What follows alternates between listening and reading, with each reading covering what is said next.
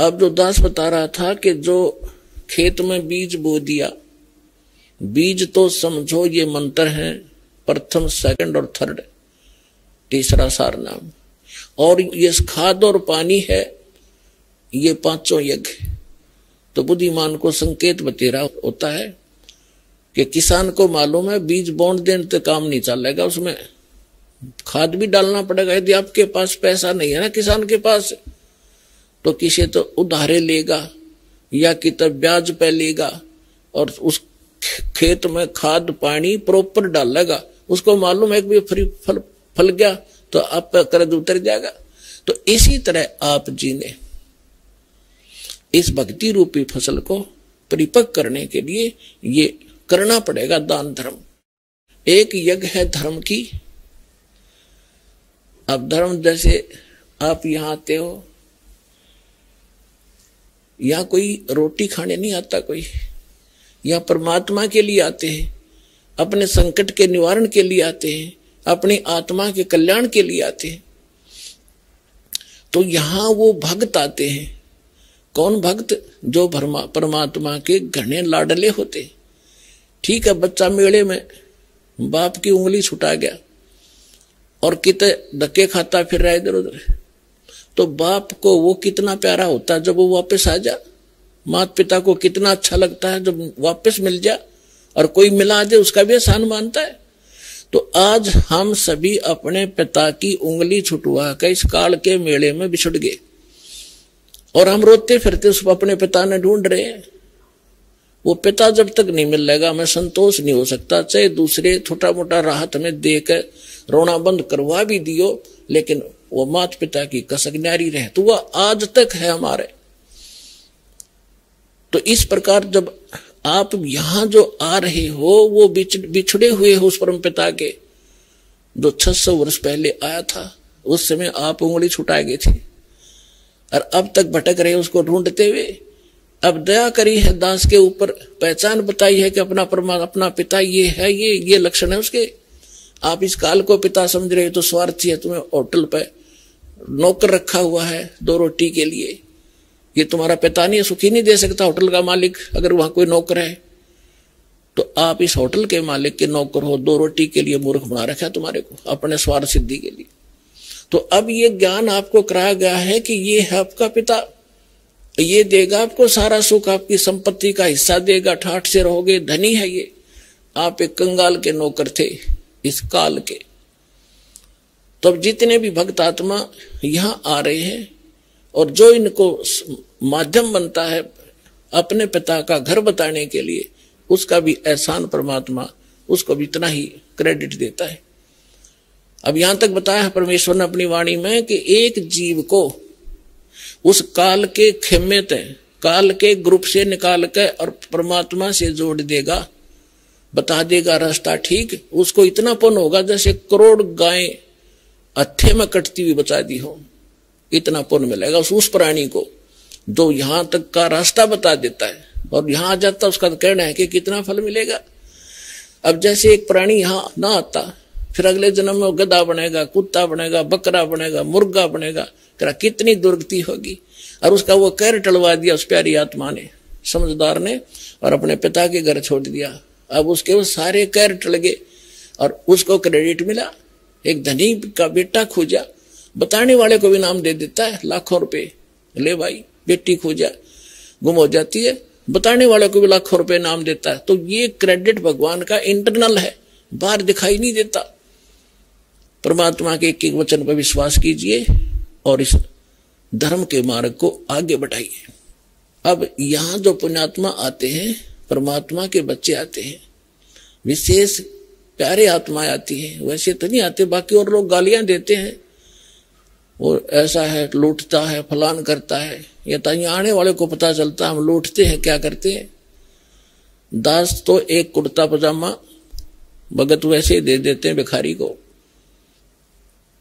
या कोई पैंट कमीज, इससे अतिरिक्त कुछ नहीं मेरे पास। जो भी आता है सारा भगवान के बच्चों के लिए, सारी व्यवस्था में, खाने में, मैटों के लिए, पंखों के लिए, सारी व्यवस्था आपके लिए। किक पैसा परमात्मा का एज इट इज यूज होता है, और इसलिए आप फल रहे हो।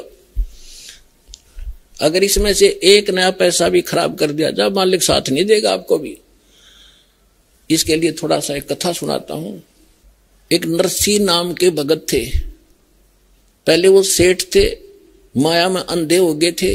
परमात्मा ने रजा बख्शी उसके ऊपर, उसकी आंखें खोली। कोई पुत्र नहीं था, एक बेटी थी, उसका ब्याह कर दिया था। और संपत्ति इतनी थी, 56 करोड़ संपत्ति उसके पास थी। 56 करोड़ उस समय, आज तो मेरा ख्याल अरबों खरबों होगी वो। और कोई वारिस नहीं, और फिर भी इतना कंजूस। परमात्मा ने दया करी, उसके साथ एक लीला की, वो लंबी कहानी है, लेकिन जो विषय आज है उस पर उतना ही सुनाऊंगा। उसको ऐसा झटका दिया कि उसके समझ में आ गई कि अब माया मेरी दुश्मन है।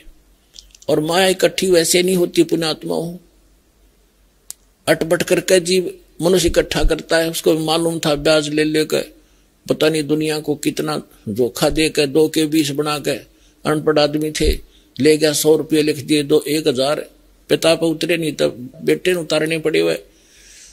इस तरह वो करोड़ों संपत्ति बनाए बैठा था। परमात्मा ने उसको आंखें खोली, ज्ञान दिया, एक झटका दिया। उसने सारी भंडारा में लगा दी, दान कर दी सारी, और एक जंगल में झोपड़ी डाल कर बैठ गए, पति पत्नी दोनों। परमात्मा ने ऐसा ज्ञान दिया, भजन कर माड़ा फेर, इस माया के कुछ पट रहा है, कल तेरी मृत्यु हो जाएगी, तेरे ये वारिस है चाचे ताऊआ के, ये बरतेंगे, तू गधा बनेगा, क्या फायदा इसका। तो कहने का भाव है, उसका बात समझ में आ गई, सारे भंडारा करके और मालिक पे आश्रित होकर बैठ गया। अपने आत्माओं हमारा इतना दिल कमजोर हो चुका है कि हम वहां तक बुद्धि उठती नहीं ना, दिल डटता कि हम भगवान पर इतना विश्वास कर सके। जैसे कहते हैं कि तुलसी बेरुआ बाग में शीतत भी मुरझावे, राम भरोसे जो रहे वो पर्वत पर लहरावे। बगीचे के अंदर बूटा लगा दिया, पौधा लगा दिया, सिंचाई करते करते खत्म हो जाता है, मुरझा जाता है। राम भरोसे पर्वत के ऊपर कोई संभालने वाला नहीं, कोई सिंचाई करनिया नहीं। कहते राम भरोसे जो रहे पर्वत पर लहरावे। तो हमारा इतनी बुद्धि उठती नहीं, लेकिन इसको उठाने का ये प्रोसीजर है। एक दिन ऐसी दृढ़ता होगी आपके अंदर, सर्वनाश होता दिखा आपने, आप दृढ़ रहना भगवान के ऊपर, फिर देखना ऐसा बादल टल जाएगा, दुख का कोई सोच भी नहीं सकते आप। अब नरसी ने क्या किया, झोपड़ी डालकर बैठ गया। पहले उसकी हुंडी चला करती थी। हुंडी मीन जैसे आजकल बैंक है और बैंक में ड्राफ्ट बनाया जाता है, उतने पैसे जमा करा दो, उनको आप लिख कर दे देगा बैंक की तरफ से कि ये 10 लाख रुपए का ड्राफ्ट दे दिया। आप किसी भी शहर में जाओगे, उस बैंक से आप वो पैसा वहां ले लोगे। रास्ते में वो एक कागज आपके पास होगा, कोई चोर उचक्का उसको ले नहीं सकता, पैसे को आपसे छीन भी लेगा, आप तुरंत कार्रवाई कर दोगे, वो कैंसिल हो जाएगा। तो इस प्रकार पहले हुंडी बनाई जाती थी, और हुंडी बनाने के लिए राजा लोग अपने शहर के धनी व्यक्तियों को ऑथराइज कर देता था कि ये सेठ इन शहरों में ये हुंडी बनाने के अधिकारी हैं, इनकी इतनी संपत्ति भी है, इतने अमाउंट तक की वो बना सकते हैं, जैसे 10 लाख की या 20 लाख तक बना सकते हैं, या जैसा उनको बता रखा था। तो उनकी वो हुंडी बनाता था पहले, इतना धनी व्यक्ति था। कौन? नरसी मेहता। 4 महात्मा थे, साधु भक्त। उन्होंने द्वारका जाना था भगवान के तीर्थ स्थल पर। 500 रुपये ले रहे थे वह चांदी के। उन्होंने सोचा चांदी के 500 रुपये लेकर जाएंगे, रास्ते में कोई छीन लेगा, हुंडी बनवा लेते हैं। और हुंडी वालों की लिस्ट सब शहरों में सबके पास होती थी। सब जो भी हुंडी लेने देने वाले सेठ थे, और उनके साइन और उनकी कोड वर्ड भी उनको पता होता था। तो उन्होंने सोचा चल हुंडी बनवा लेते हैं। उनको पता था कि यहाँ एक नरसी नाम का कोई सेठ है, वो हुंडी बनाता है। उस समय वो सेठ निर्धन हो चुका था, लेकिन राम नाम का धनी हो गया था। कबीरा सब जग निर्धना और धनवंता ना को धनवंता सो जानिए। जिस पर राम नाम धन व नकली संपत्ति तो यही रह जानी थी, असली धन मिला नरसी को। जंगल में बैठ गया झोपड़ी डाल के। अब वो नगर में गए, उन्होंने पूछा भक्तों ने कि भाई हमने हुंडी बनवानी है, या हुंडी कौन बनाता है? हमने सुना नरसी सेठ बनाता, उस नरसी का घर कहाँ है? तो उन्होंने, गांव वालों ने तो मजाक पा गया था, नाश कर दिया। अब समाज का, संसार और भगत का, जगत और भगत के विचारों में और क्रियाओं में अंतर होता है दिन और रात का, इसलिए उनके मतभेद सदा से बने हुए हैं। तो वो लोग कहने लगे कि अच्छा नरसी, अरे नरसी तो भाई बहुत बड़ा सेठ है भाई, बिल्कुल वो तो, लेकिन आजकल नखरे करता है वो।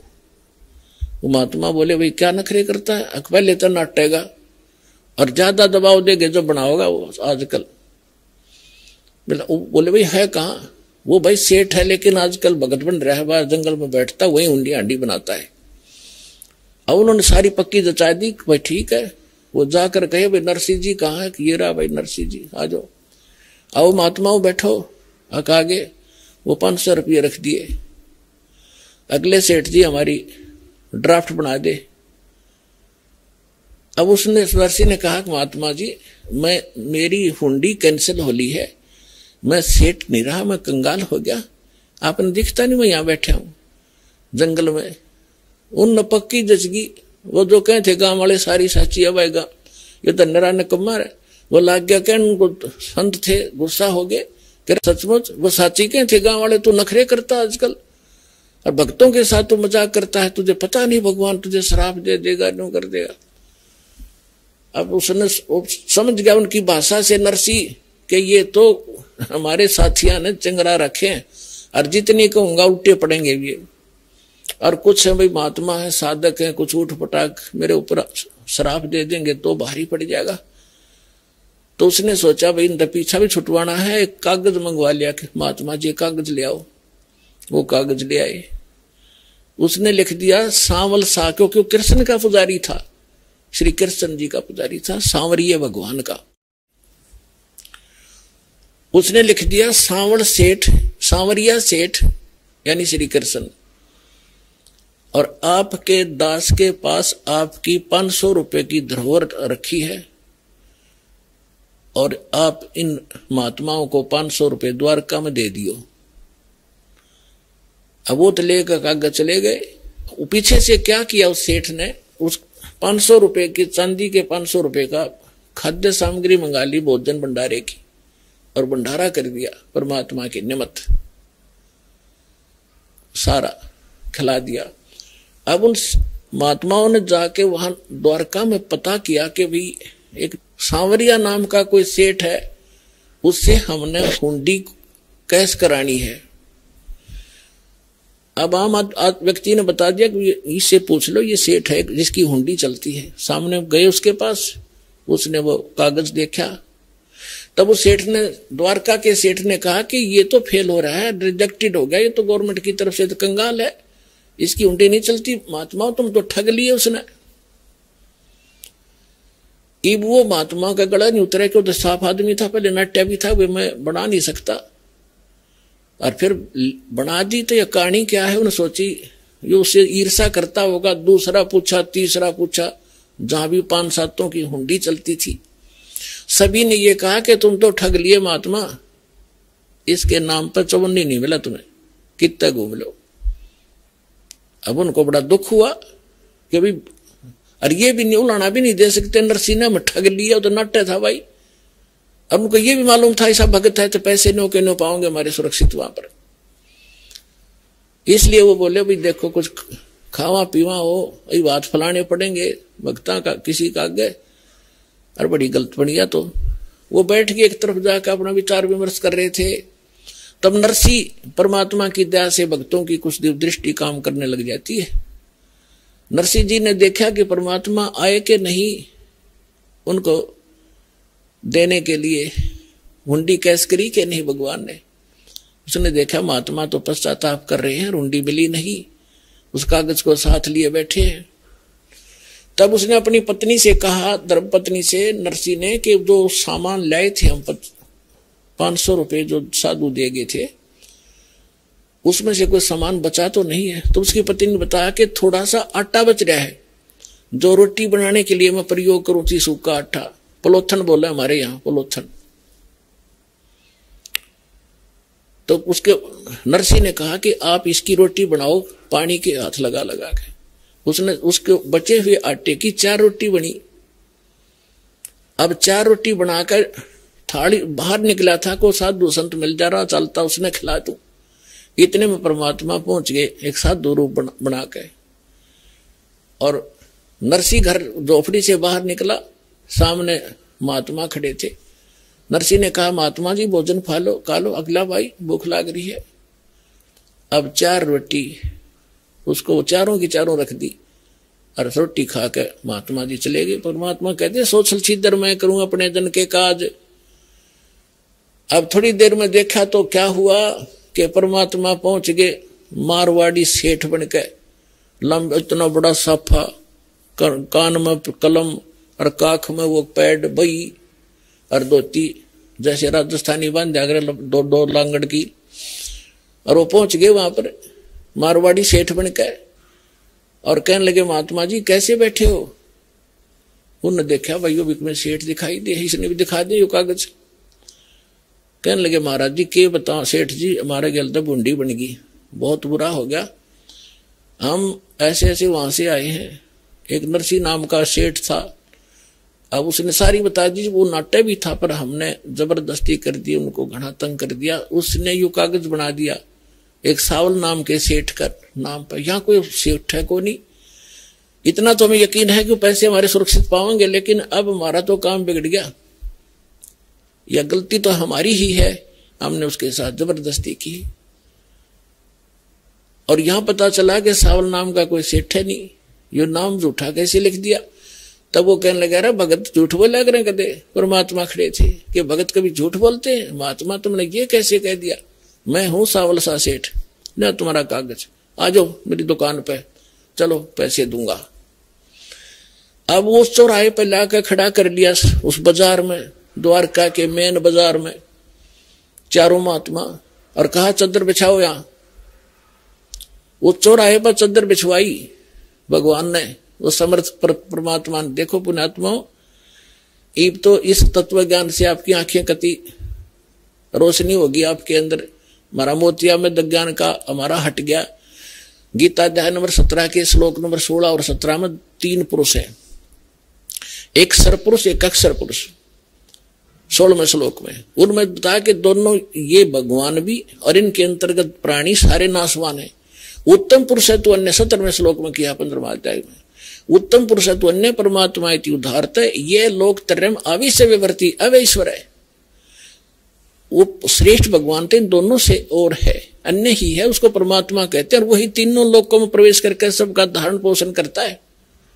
इन ब्रह्मा विष्णु महेश्वर की जो दिक्कत आती है तो भी वही आकर उनको संभालता है। वो वही परमात्मा है जो पूरे विश्व के प्रत्येक प्राणी को उसका वर्कडन भी देता है और उसकी सुरक्षा भी करता, जो भक्ति करता है। लेकिन वो भगवान क्रेडिट का भूखा नहीं है। वो ये चाहता था कि इस कलयुग तक, इस जब कलयुग 5500 बीतेगा, यहां तक इनमें भगवान की आस्था बनी रहे। ये चाहे किताब पत्थर पर माथा टेकते हो और उनका कोई शुभ संस्कार कोई दिक्कत आती है, वहां भी सुख दिया भगवान ने जाके। एक उदाहरण है, महाभारत में प्रकरण आता, टटीरी पक्षी थी, उसने कुरुक्षेत्र के मैदान में अंडे उत्पन्न कर दिए। उधर से ये युद्ध का समय सद गया, 18 करोड़ सेना इकट्ठी होगी और नाद भयंकर गूंज होने लगी, वह डर गई। अब उसने भगवान याद किया हुआ तो नाम नो भी ना जाना थी राम कृष्ण कौन है, कौन भगवान है। तो उसने परमात्मा याद किया, हे भगवान मेरे बच्चे, हे परमात्मा मेरे बच्चे, मेरे अंडों का क्या होगा। वो पिछले जन्म की भक्तनी थी और कोई दुष्कर्म किसी विशेष पाप कर्म के कारण वो योनि भोग रही थी पाप की, वो पक्षी की। तो परमात्मा ने ऐसा साधन बनाया कि वहां पर एक बहुत बड़ा 88,000 मन का एक हाथी का घंटा डाल दिया। जैसे मंदिरों में छोटी छोटी होती, वो बहुत बड़ी थी। और वहां पर 18 करोड़ व्यक्ति इकट्ठ के मर गए, अग्नि बाण छूटे, सबके में कत्लेआम हो गया। उन अंडों के आंच नहीं लगने दी। अब ये हमारे को कथा सुनाने वाले कहते थे श्री कृष्ण जी ने रक्षा कर दी। श्री कृष्ण जी अपने कुल की रक्षा ना कर सका, जब अंत में उसकी वीरान माटी हुई, सारे मर गए कट कर उसके आगे, और आप मर गया तीर से। तो अब वहां कौन भगवान था? बेशक क्रेडिट कृष्ण जी को मिला रहा, लेकिन हम भगवान पर आश्रित रहे कि भगवान ऐसा करता है और वो इतना ही चाहता है। ईब सामने आ जाएगा आपके कौन है वो भगवान और कौन करता था ये काम। अब जैसे हमारे ऊपर कितने सुख हुए, हम दुर्दास पहले रामकृष्ण हनुमान जी का पुजारी था, सुख हुए और ये सोचा करते हनुमान जी दे रहे हैं, श्याम जी बाबा दे रहे हैं या कृष्ण जी दे रहे, जो भी भगवान दिख जाता उस सन कह देते ये हमें सुख दे रहे। अब पता चला वो तो हमारा पूर्व संस्कार फल रहा था और एक्स्ट्रा एड तो ईव मिलने लगी जब भगवान से मिले हम सीधे। तो उस समय नरसिंह जी तो उनको कृष्ण जी के नाम लिख रहा था और तीनों लोगों में प्रवेश करके सबका धारण पोषण वही करता है। तो पहुंच गए कबीर भगवान वहां पर एक सांवरिया नाम के सेठ बन के, और वह पल्ला बिछा दिया और चांदी के रुपये नए नए जैसे ताजे बने का 500 और नोट ले भाई महात्मा जी गिनो 1 2, जब वो 5-7 पड़ गए फिर वो बाजन लगे एक दूसरे को कट्टा कट। सारे आसपास के लोग इकट्ठे हो गए, क्या हो गया देखो चारों तरफ खड़े हो गए, क्या है? परमात्मा कहते हैं भाई तुम नो कह रहे थे सांवल सेठ को, ना मैं हूं सांवल सेठ भाई, और इन भक्तों की हुंडी में देने के लिए आया हूं। 500 रुपये गिन के और अंतर ध्यान हो गए।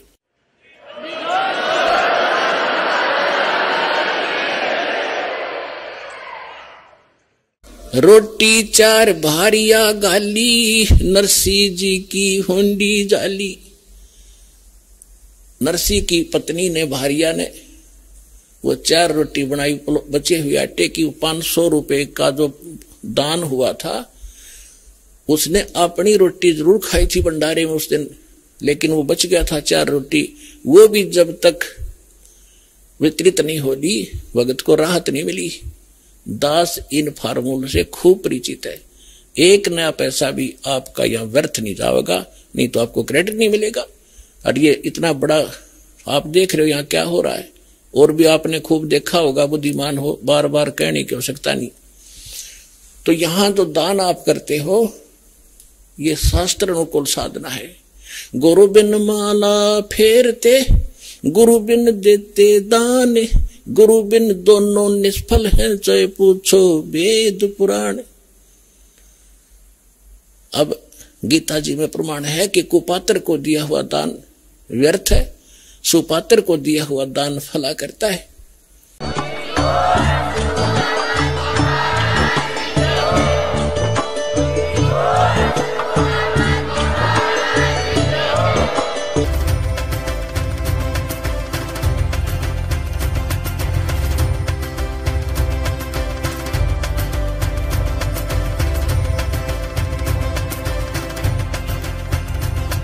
अगर आप ये वीडियो YouTube पर देख रहे हैं तो हमारे चैनल को सब्सक्राइब करें और बेल आइकन को दबाना ना भूलें। अगर आप Facebook पर ये वीडियो देख रहे हैं तो हमारे पेज को लाइक करें।